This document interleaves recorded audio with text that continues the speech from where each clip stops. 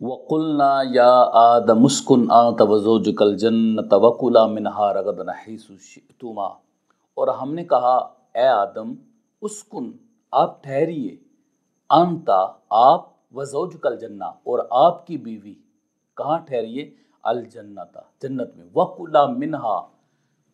رَغَدًا حَيْثُ شِئْتُمَا اور بلا روک ٹوک جہاں سے چاہیں کھائیں، جتنا چاہے کھائیں۔ یعنی اے آدم علیہ السلام آپ اور آپ کی زوجہ محترمہ اب دونوں جنت میں ٹھہریے اور وہاں جتنا چاہے بلا روک ٹوک کھائیں۔ یہاں حضرت آدم علیہ السلام اور آپ کی زوجہ محترمہ حضرت حوا علیہ السلام مراد ہیں۔ اللہ رب العزت نے ان دونوں کو جنت میں داخل فرمایا اور جنت میں داخل فرمانے کے بعد عام اجازت دے دی کہ آپ جتنا پھل چاہے کھائیں۔ یہ گویا کہ ایک آزمائش ہی تھی، لیکن اللہ رب العزت نے جس وقت یہ فرمایا کہ آپ جتنا چاہیں پھل کھائیں، ساتھ ہی ایک ریسٹرکشن لگا دی، فرمایا وَلَا تَقْرَبَا هَٰذِهِ الشَّجَرَةَ فَتَكُونَا مِنَ الظَّالِمِينَ کہ آپ دونوں اس درخت کے قریب نہ جانا، پھر آپ حد سے بڑھنے والے ہو جاؤ گے۔ اگر آپ اس درخت کے قریب جاتے ہیں تو آپ حد سے بڑھنے والے ہو جائیں گے۔ تو اللہ رب العزت نے یہاں ایک عمومی طور پر اللہ تعالیٰ نے اجازت دی ہے، پھر اس کے بعد ایک درخت اس کے قریب جانے سے منع فرما دیا ہے۔ اب یہاں پر میں آپ کی بارگاہ میں یہ عرض کرنا چاہتا ہوں کہ یہاں جو نہیں اللہ تعالیٰ نے فرمائی، اس سے ہمیں ایک یہ بھی اشارہ ملتا ہے کہ انسان کو جتنے بھی اللہ تعالیٰ نے حلال چیزیں انسان کے سامنے رکھی ہیں اور جتنے بھی عطا کی ہیں نعمت کے طور پر، اگر وہ اس کو استعمال کرتا رہتا ہے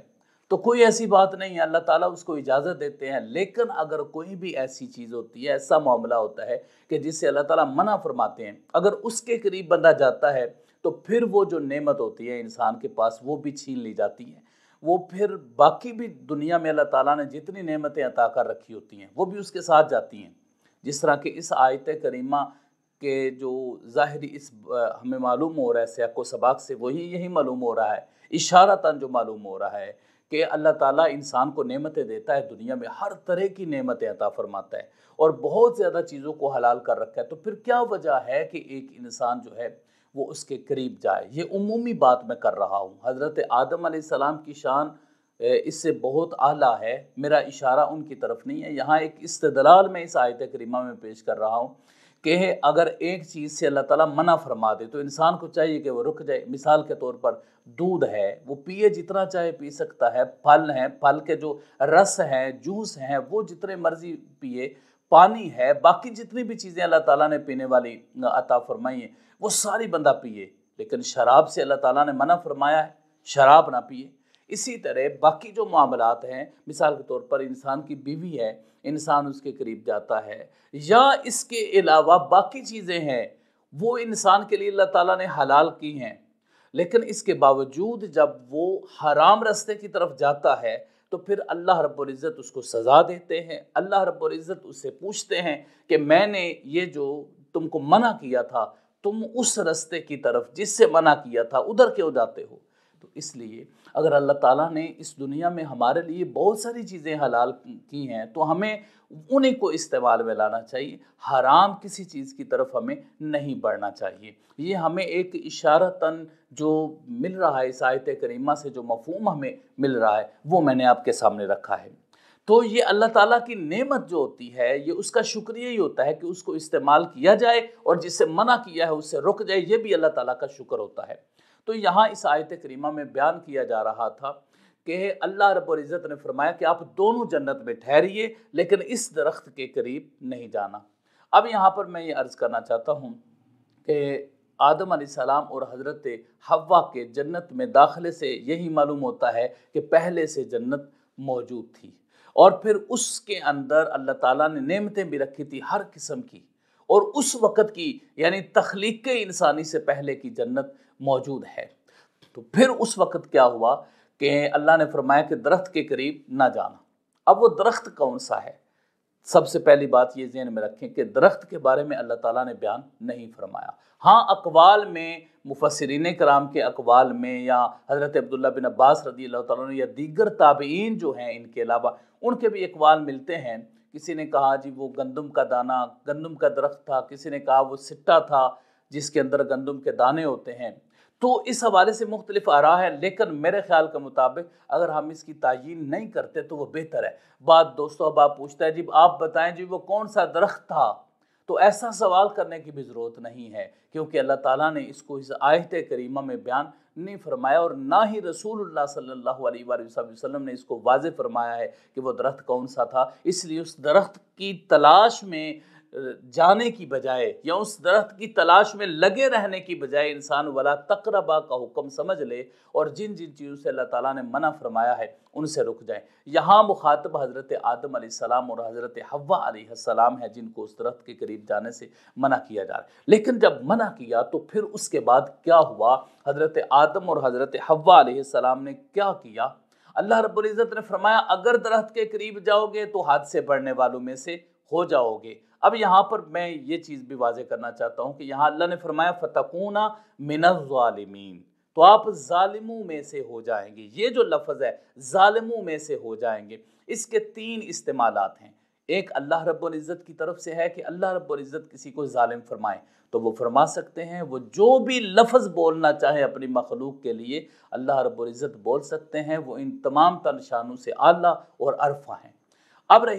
رہا دوسرا استعمال کہ اللہ کے نبی اپنے لیے بولتے ہیں، جس طرح ربنا ظلمنا انفسنا، اے ہمارے رب ہم نے اپنی جانوں پر ظلم کیا۔ اگر کوئی اللہ کے نبی یہ لفظ بولتے ہیں ظلمنا یا ظلم کا، تو وہ بول سکتے ہیں کیونکہ وہ خالق کی بارگاہ میں اظہار عاجزی کر رہے ہیں، اور خالق کی بارگاہ میں اس کو اس طریقے سے مسئلہ اپنی زبان کے ساتھ اس کو پیش فرما رہے ہیں۔ ہاں اگر ہماری باری آئی کہ ہم اس کا ترجمہ کریں یا انبیاء کرام علیہ السلام کے لیے لفظ استعمال کریں، تو پھر ہمارا یہ مقام نہیں ہے اور ہماری یہ جرأت و جسارت نہیں ہے کہ ہم ان کے لیے ظلم کا لفظ استعمال کریں، بلکہ ہم اس کا ترجمہ کیا کریں گے؟ حد سے بڑھ جانا۔ ہم اس کا یہ ترجمہ کریں، یعنی ایک جو دائرہ لگایا اس دائرے سے آگے بڑھنا، یہ ظلم سے مراد ہمارے نزدیک ہوگا۔ باقی یہ تین استعمالات تھے، ان کو سامنے رکھنا چاہیے، اور انبیاء کرام علیہ السلام کا جو ادب ہے اس کو ہر لفظ بولتے ہوئے ملحوظ رکھنا چاہیے۔ اس کے بعد جب منع کیا گیا تو پھر کیا ہوا؟ اللہ رب العزت نے فرمایا فَأَزَلَّهُمَ الشَّيْطَانُ عَنْهَا، بس شیطان نے ان کو اس سے پھسلا دیا جو اللہ رب العزت نے حکم دیا تھا۔ ان دونوں کو، حضرت آدم اور حوا کو، شیطان نے پھسلا دیا۔ اب یہاں پر جو پھسلا دیا کا لفظ بولا ہے، پھسلا کا مطلب کیا ہوتا ہے؟ جس وقت انسان چل رہا ہوتا ہے کسی راستے میں تو چلتے چلتے وہ پھسل جاتا ہے، تو اس کا یہ مطلب نہیں ہے کہ وہ پھسلنا چاہتا تھا، یعنی اس کا ارادہ نہیں ہوتا پھسلنے میں، وہ چل رہا ہے گر گیا ہے، اس کا ارادہ نہیں ہے، اس کو پھسلنا کہتے ہیں۔ تو اس کا مطلب ہے کہ حضرت آدم علیہ السلام جب اس طرف گئے ہیں اس درخت کے قریب تو آپ کا ارادہ نہ تھا، اور اس کو اللہ تعالیٰ نے بھی بیان فرمایا ہے فَنَسِيَا وَلَمْ نَجِدْ لَهُ عَزْمًا، اور پھر وہ بھول گئے اور ہم نے ان کا ارادہ نہ پایا۔ یہ بھی قرآن پاک میں، اس کا مطلب ہے کہ آدم علیہ السلام کا وہ ارادہ نہ تھا اس طرف جانے کا،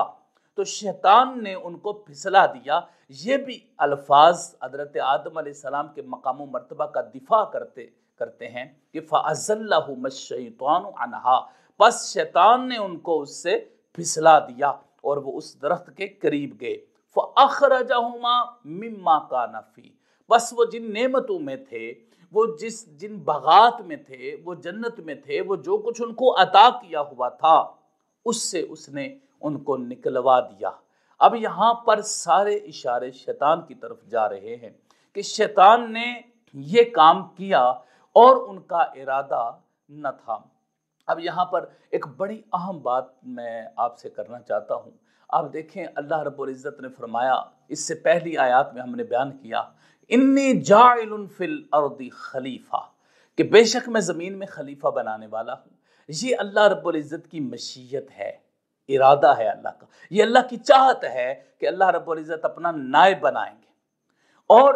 یہ حکم ہے کہ درخت کے قریب نہ جانا۔ اب آپ اندازہ کریں کہ یہاں یہ حکم ہے، یعنی نہیں ہے کہ اس درخت کے قریب نہ جانا، اور وہ اس درخت کے قریب گئے تو اللہ نے فرمایا اتر جائیے۔ اب یہاں پر بعض لوگ یہ سمجھتے ہیں کہ حضرت آدم علیہ السلام کو شاید یہ سزا ملی ہے کہ وہ جنت سے نکالے گئے ہیں، اور وہ سزا کے طور پر ان کو دنیا میں بھیجا گیا ہے، ایسا نہیں ہے۔ کیوں؟ اس لیے کہ اللہ رب العزت کا یہ ارادہ مبارکہ، مشیت مبارکہ تھی کہ آدم علیہ السلام کو زمین پر بھیجنا ہے، تو پھر یہ کیسے کہا جا سکتا ہے کہ ان کو سزا ملی ہے جو انہوں نے کیا ہے؟ ایسا نہیں ہے، وہ اللہ کی مشیت تھی، تو اللہ رب العزت نے اپنی چاہت کے مطابق ان کو بھیجنا ہی بھیجنا تھا، تو پھر اس میں ان کو نامزد کرنا جو ہے وہ درست نہیں ہے، بلکہ یہ مشیت الہی تھی کہ حضرت آدم علیہ السلام زمین پر اترتے۔ تو فرمایا فَأَخْرَجَهُمَا مِمَّا كَانُوا، وہ جہاں پر تھے ان دونوں کو وہاں سے نکلوا دیا جنت سے۔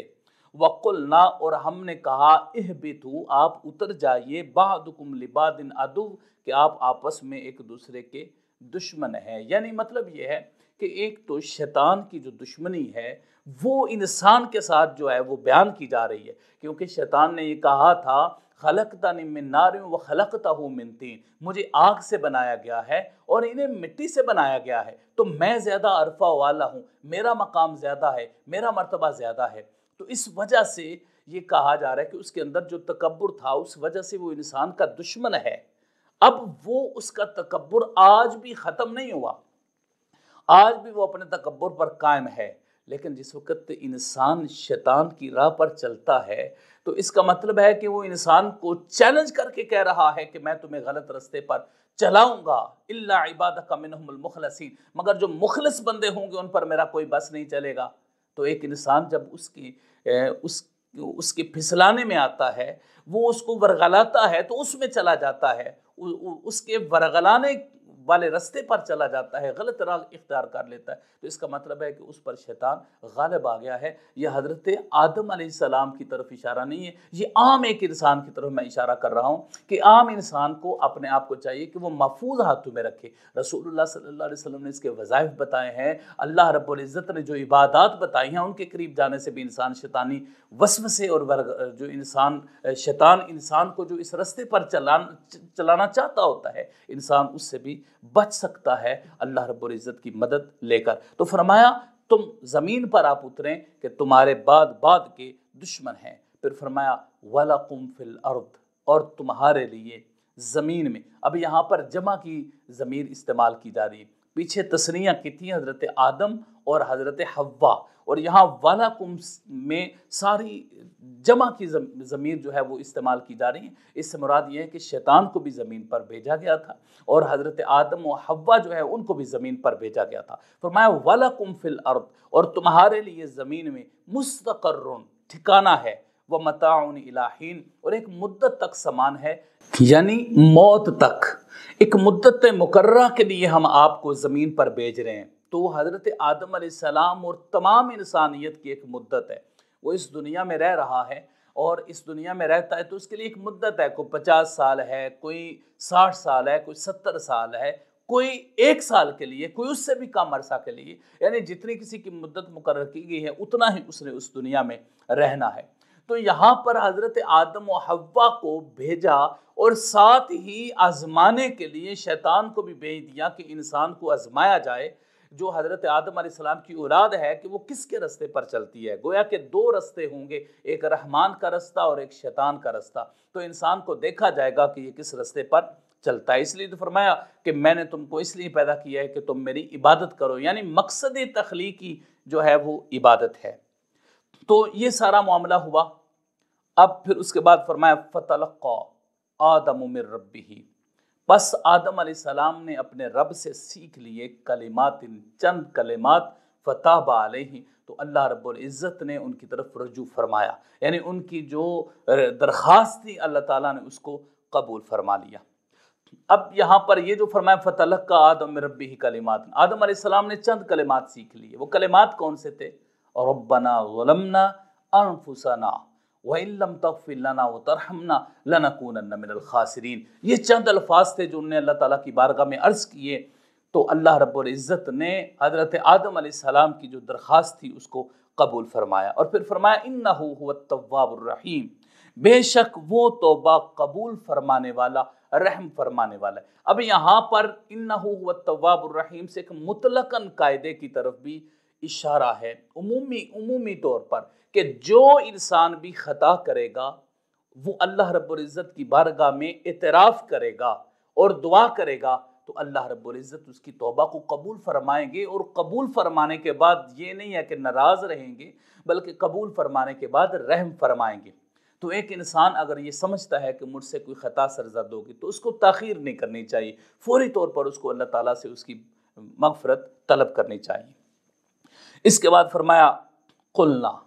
ہم نے کہا اہبتوا منہا جمیعا،